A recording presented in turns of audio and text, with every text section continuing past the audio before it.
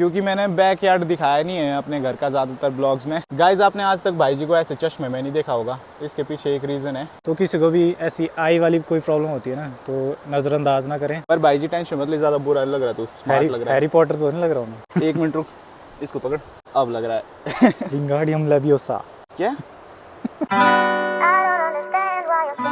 Hey guys, this is Sanjay Chauhan. कैसे हो आप सब? Welcome back to another blog. दोस्तों इतने दिनों बाद ना घर आके बहुत ज्यादा अच्छा लग रहा है और मैं आज बहुत देर तक सोया हूँ भाई। 12 बजे उठा हूँ मैं सोकर आज, क्योंकि मैं पिछले 2-3 दिन से लगातार ट्रैवल कर रहा था और मेरी नींद अच्छे से पूरी नहीं हुई थी। तो इस बार मैंने पूरी कसर निकाल दी भाई, तो काफी लेट उठा सोकर। फिलहाल हम हैं अपनी माता श्री के साथ और यहाँ देखो, यहाँ पे काफी हद तक सर्दियाँ आ गई है। अब हमने तंदूर लगा दिया है, अब हम इसमें आग जलाएंगे और सर्दियों में आग सेकेंगे इसके इर्द गिर्द बैठ के। तो इससे कनेक्शन कुछ इस तरह से दिया जाता है, देखो धुएं का, ये छत से होके बाहर जाएगा सारा धुआं इस पाइप के थ्रू।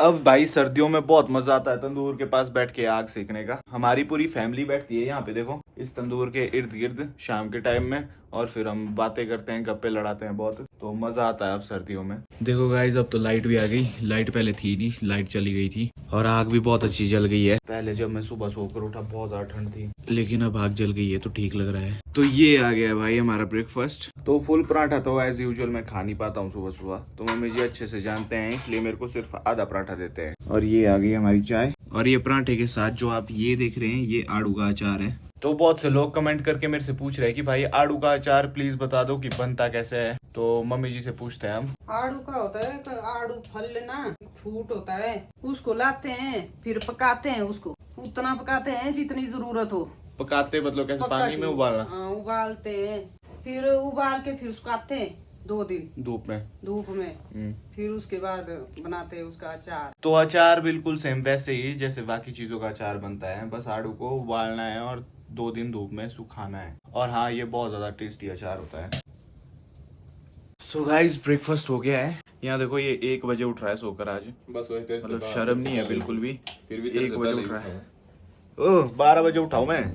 बस वही तेरे से पहले उठाऊं मैं, मम्मी जी पूछ। 1 बजे उठाऊं मैं? मम्मी जी मैं उठाऊं ना पहले? चाय भी कर घर मैंने देखा तेरे को ऐसे क्या बोलते नींद के नशे में बाहर निकलते। चल मैं तो 2-3 दिन ट्रैवल से थका हुआ था। बस वही एक दूसरे को होते, तुम बोलने लगे हो तुम्हें सारे एक की जैसे। चलो गाइज अब हम बाहर चलते हैं, बाहर देखते हैं कि कैसा है माहौल। गुन्नू गाइज ये पता है कई बार क्या करता है, मैं ड्राइविंग सीट में बैठा होता हूँ थार के, और ये दौड़ दौड़ के आता है और जंप दे के अपनी दोनों टांगे आगे दरवाजे में लगा लेता है, खिड़की में ड्राइविंग सीट वाली, और उसमें इसने इस तरह से 3-4 स्क्रैच मार दिए हैं। और ये ब्लैक कलर जो है ना, इसमें स्क्रैच बहुत जल्दी पड़ते हैं। इसको मैं कई बार डांट भी चुका हूँ, पर इसको समझ ही नहीं आता शायद कि मैं क्यों डांट रहा हूँ, ये हर बार ऐसा करता है। अब इसके सामने ना थार में बैठना ही छोड़ दिया मैंने। बाकी आज मौसम कुछ इस तरह का है, और धूप तो आपको पता है एज यूजुअल ग्राउंड में यहाँ लगती नहीं है, वहाँ पे लगती है सर्दियों में धूप। अब तो देखो यहाँ से पूरी तरह धूप चली गई है। मैं सोच रहा था कि धूप तपेंगे थोड़ी देर। चल बीजू भाई बोल रहा है कि हम इस पहाड़ी की तरफ चलते हैं ना, इस पहाड़ी में धूप है, तो यहाँ से रास्ता जाता है, देखो थोड़ा ऊपर तक जाएंगे हम धूप तपने के लिए। गाइस ऐसे हम पूरी साल ना इस पहाड़ी में कभी नहीं जाते हैं, लेकिन जब सर्दियाँ आती है ना तब हम इस पहाड़ी में जाना शुरू कर देते हैं, क्योंकि सर्दियों में इस पहाड़ी में देर तक धूप रहती है। तो हमारे घर के नजदीक ही है ये, तो बचपन से हम यहाँ से जाया करते हैं धूप तपने के लिए। और धूप में भी हम छाँव में बैठते हैं। धूप तपने जाते हैं बट हम छाँव में बैठते हैं। नहीं मैं तो नहीं बैठता, क्योंकि उसकी भी होती है एक अलग ही फीलिंग। तेरे को समझ आएगा रे। मैं नहीं, सच में ही समझा क्या बोल रहा है तू। धूप में धूप लगी हो और छाँव मिली हो, छाँव में बैठने का था ज्यादा मजा रूम में बैठने से। पता है? नहीं मैं तो धूप तपने ही जाता हूँ और धूप में ही बैठता हूँ। आज एक स्टोरी शेयर करता हूँ आप लोगों के साथ। रिक्की है तेरे को याद?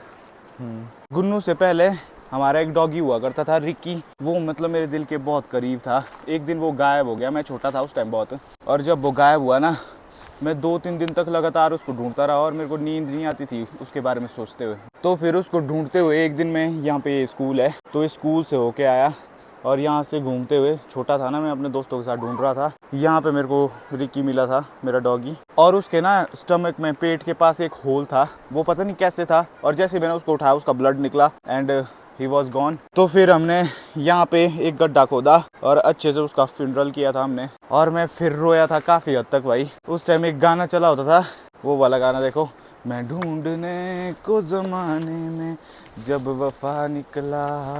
तो वो वाला जो सॉन्ग था उससे मेरे को रिक्की की याद आती थी। फिर होता है कई बार ऐसा, कई गाने होते हैं जिनको सुन के आपको किसी की याद आने लगती है, तो मेरे को रिक्की की आती थी ये वाला गाना सुन के। बता तो सही हुआ क्या था उस टाइम? तो सीरियल किलर कुत्ता निकला एक। वो कौन था सीरियल किलर को? तेरे को पता ही नहीं हो किसने मारा था उसको? किसने मारा था? अरे कुत्ता था सीरियल, वो था सीरियल किलर। जो कुत्ती नहीं थी जो हमारे पास थी, उसके वजह से बच्चे देख सारे बच्चे मार रहा था वो बारी बारी से। एक कुत्ती थी हमारे पास और छोटी जैसी, उसको खा लिया था देखिए यहाँ से, रीढ़ की हड्डी चली गई थी उसकी। अच्छा हाँ, फिर हो गया था वो घायल।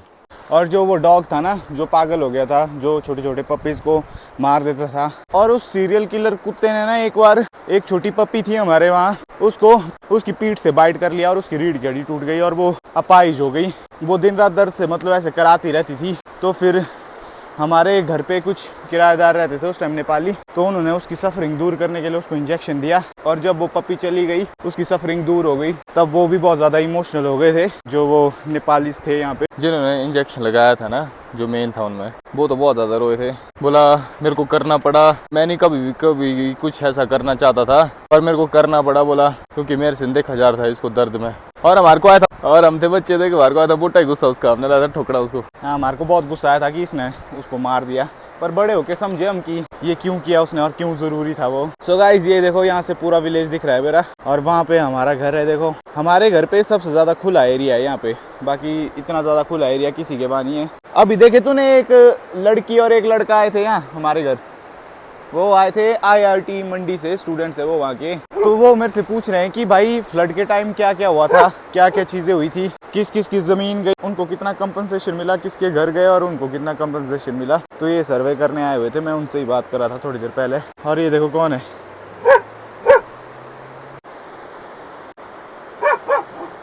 यहाँ बैठते हैं गाइस, क्योंकि काफ़ी हद तक ना चलते चलते ही गर्मी लग गई है हमारे को। यहाँ थोड़ी छाया छाया भी है, थोड़ी थोड़ी धूप भी है, तो यहाँ पे अच्छा रहेगा बैठना। अब कुछ कहना चाहते हैं हम आपसे। आप हमारे चैनल पर नए आए हैं तो हमारे वीडियो को लाइक और चैनल को सब्सक्राइब करना ना भूलें। हाँ, तो बस चैनल को सब्सक्राइब करो। और यहाँ से मैं आपको बताता हूँ जहाँ मैं अपनी दादी से मिलने जाता हूँ, वो ये वाली पहाड़ी है। कान्हा विलेज वाली पहाड़ी भी सेम यही है, बस रास्ता कान्हा की तरफ इस तरफ है और दादी के पास जाने के लिए इस तरफ है, तो दो अलग अलग रास्ते इस तरह से। अब तो यार सारी धूप ही चली गई, तो मैं और बीजू भाई अभी वापस आ गए हैं। गाइस ये वाला लुक आप शायद पहली बार देख रहे होंगे, क्योंकि मैंने बैकयार्ड दिखाया नहीं है अपने घर का ज़्यादातर ब्लॉग्स में। तो यहाँ देखो भाई, पिछली तरफ से मेरा घर कुछ इस तरह से दिखता है, और यहाँ पे काफ़ी खुला एरिया है। यहाँ पे भी गाड़ियाँ पार्क करते थे हम पहले, और यहाँ पे कपड़े रखे देखो सूखने के लिए, लेकिन अब धूप ही चली गई है, ये भी उठाने पड़ेंगे। अरे भाई जी कहाँ के लिए तैयार हो गया है, कहाँ जा रहा है? अरे मैं जा रहा हूँ देवते के पास, गांव में एक फंक्शन है ना, तो सभी गांव वाले इकट्ठा होंगे, देवता भी आएंगे, तो मैं भी जा रहा हूँ वहाँ पे। गाइज आपने आज तक भाई जी को ऐसे चश्मे में नहीं देखा होगा, इसके पीछे एक रीज़न है। तो भाई जी की मतलब आई साइड क्या वीक हो गई थी, लेफ्ट वाली आई थोड़ी वीक हो गई है मेरी, क्योंकि बचपन में इसमें चोट लग गई थी एक ना, तो उस वजह से मैं कुछ टाइम एडमिट भी रहा था बचपन में। फिर मैंने ज़्यादा केयर नहीं की। तो किसी को भी ऐसी आई वाली कोई प्रॉब्लम होती है ना, तो नज़रअंदाज ना करें, इसकी केयर करें अच्छे से। उस टाइम भी भाई जी को रिकमेंड हुआ था ना लेंस, बट भाई जी ने लगाया नहीं उस टाइम ज़्यादा, वो तो ज़्यादा ध्यान नहीं दिया मैंने इस बात पे गाइस। अभी रिसेंटली भाई जी बस ऐसे ही गया चेकअप के लिए, मतलब नॉर्मली इसने सोचा कि चेकअप करवा लेते हैं, और जब करवाया तो डॉक्टर ने बोला कि लेंसेज कंपलसरी कर दे, अब लगा ले उसको क्योंकि ज़रूरी है। तो अब भाई जी आपको ऐसे ही दिखेगा देखो लेंस में। पर भाई जी टेंशन मतलब ज़्यादा बुरा लग रहा है, तो स्मार्ट लग रहा है। हैरी पॉटर तो नहीं लग रहा हूँ? हाँ हैरी पॉटर लग रहा है। एक मिनट रुक, इसको पकड़, अब लग रहा है। विंगार्डियम लेवियोसा क्या ऐसा होता है कुछ। चल ठीक है भाई जी, जा तब। ठीक है, तो कब वापस कब आएगा? शायद शाम को, शायद कल, चल ठीक है, लगेगा पता। ओके वहीं पे डिसाइड होगा ये चीज़। Okay bro. Okay bye bye. Socks, हाँ अच्छा यहाँ पे सॉक्स धो के यहाँ रखी रखी होगी, दो के सूखने नीचे लेके आ, मतलब यहीं से दे ही तू, ठीक मैं है। पकड़ता हूँ यहाँ पे। तो गाइज अब भाई जी बस चश्मे में ही दिखेगा हमारे को। अगर आई की कोई माइनर सी भी प्रॉब्लम दिखती है तो उसको इग्नोर मत करो, जैसा कि भाई जी ने बोला। तो गाइज अभी भाई जी भी निकल गए हैं और अब बाहर शाम होने लग गई है, और हमारा प्लान है कि नेक्स्ट ब्लॉग में मैं आपको दिखाऊंगा कि नाइट कैंपिंग हम कैसे करते हैं। हम सारे भाई जा रहे हैं, दोस्त जा रहे हैं, तो जंगल में कैंपिंग करने जा रहे हैं। तो नेक्स्ट ब्लॉग बहुत ही ज्यादा इंटरेस्टिंग होने वाला है। तो अभी सर्दियां आने वाली है ना, तो ज्यादा ठंड हो जाएगी, फिर हम कैंपिंग नहीं कर पाएंगे। अभी इतनी सर्दी है कि कैंपिंग हो सकती है हमारी इजीली, तो इसलिए हमने डिसाइड किया कि जाएंगे हम। तो अभी मेरा दोस्त भी आ गया है। Hello hello hello guys. तो बस अब नेक्स्ट ब्लॉग का वेट करो। फिलहाल वक्त हो गया इस ब्लॉग की एडिटिंग का, अभी मेरे को इजाजत दें। तो आपसे अब मिलूंगा नेक्स्ट ब्लॉग में। Till then take care, have a good day, bye.